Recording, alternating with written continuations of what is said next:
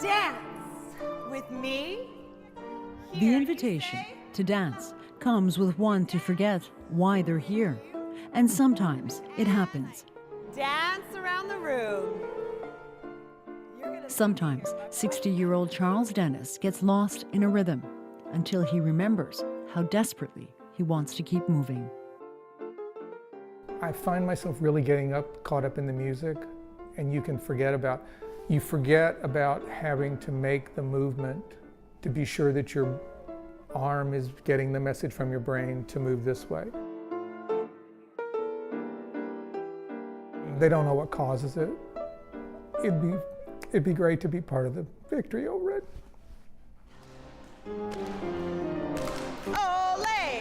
There is no cure for Parkinson's, a neurological disorder where the ability to move degenerates over time. But something about dancing seems to help. And until now, science couldn't begin to explain why. Why damaged signals from brain to limb suddenly seem to connect. Biggest ole you got! Ole! Anecdotally, what the students tell us and what we see is that maybe, new neural pathways are being created to movement. You gonna dance with me? Because people sometimes who come in walking with walkers and are very unstable, halfway through the class will start waltzing through the room.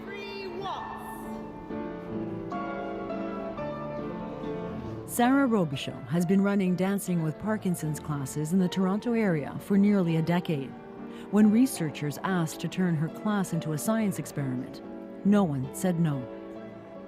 They love doing research. The people who come to these classes, I can't tell you, they are so open and so courageous and so willing to do anything that will help themselves and help others with the progression of this disease. So whatever they can do, they will do it to help.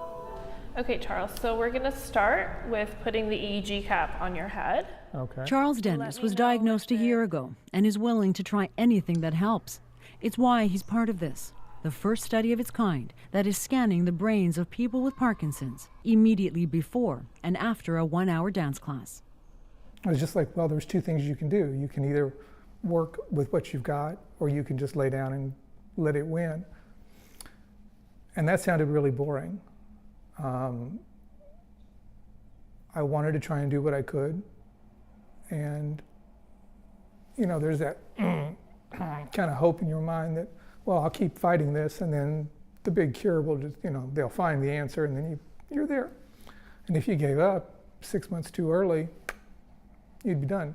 Raise your arms directly in front of you with lots of space between your fingers. There's no real treatment for Parkinson's other than medication to help with tremors that set in. But researchers from Toronto's York University believe dance can rebuild the brain's pathways, the ones that tell the body to move. And they're out to prove it. Joseph D'Souza is the neuroscientist leading the study. I think the benefit to dance is that it's using your brain too. So you're remembering cognitive steps in time, usually to an external stimulus of music or a piano you'll hear in this set. And what's great about it is all these things are very cognitively demanding. And so it's like doing brain training with dance. When she's not in class, Alice Betty Rustin practices in the hallway. Her apartment is too small. Every exaggerated shuffle and swing is hard work. Rustin found out she has Parkinson's 5 years ago. So the dancing has helped you physically? Oh, definitely. Yeah.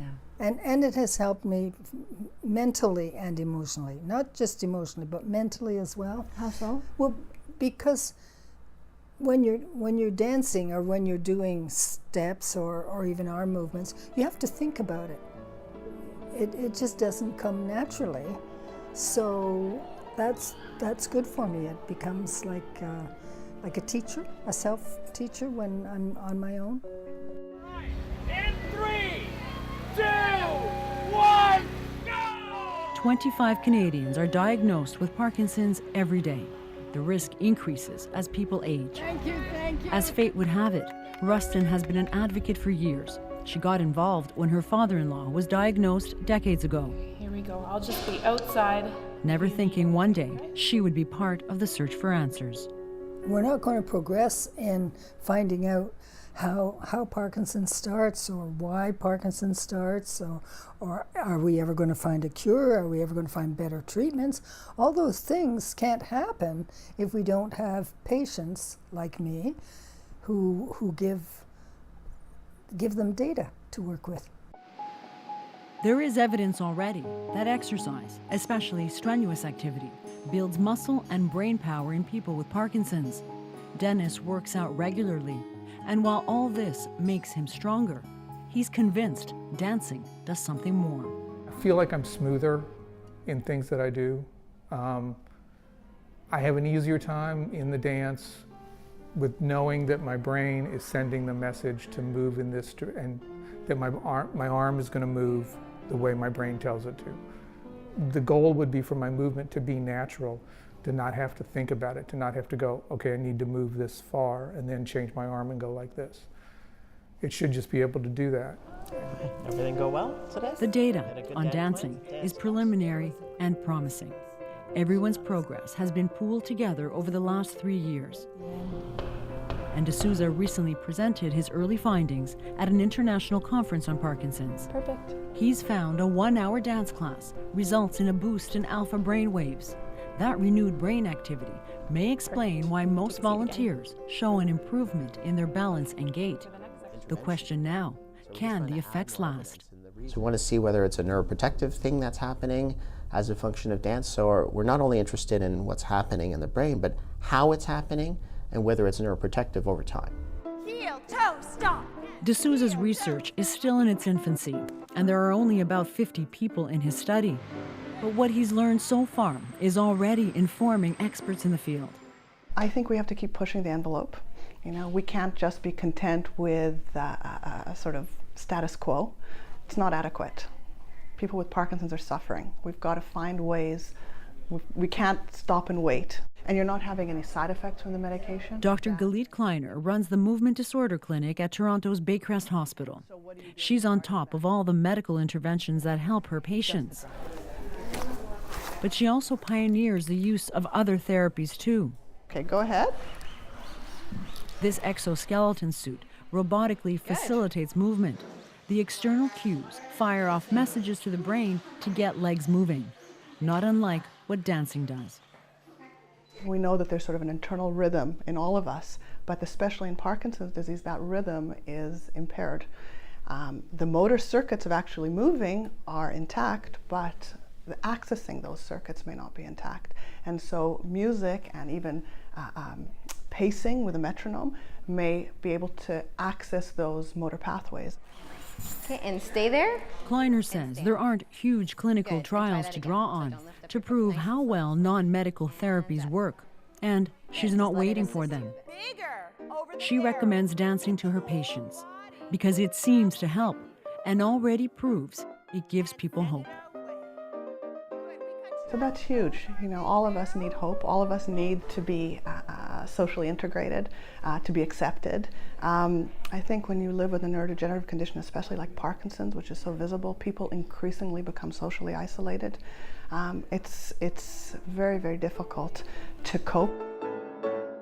Dancing provides them enjoyment. It provides them interactions with other people. It provides them beauty. I think there's a lot of value in that. I think that's a key to coping and living with a chronic illness. For Dennis, that illness is still an unfamiliar and frightening companion, but he clings to what the study may still reveal. Pass my thanks around the room. Researchers want to follow the class for at least 5 more years to see if dancing actually halts the progression of the disease. There's a saying that with Parkinson's that you don't die of Parkinson's, you die with it. So I want to maintain as long as I can. And, you know, if I'm part of that cure or advancement, why wouldn't I want to be? Why wouldn't I want to do that? It is so often a dance between hope and despair. But coming here, Dennis says, is an exercise of faith, whether or not the science follows. And bow or curtsy to your partner. Joanna Brumeliotis, CBC News, Toronto.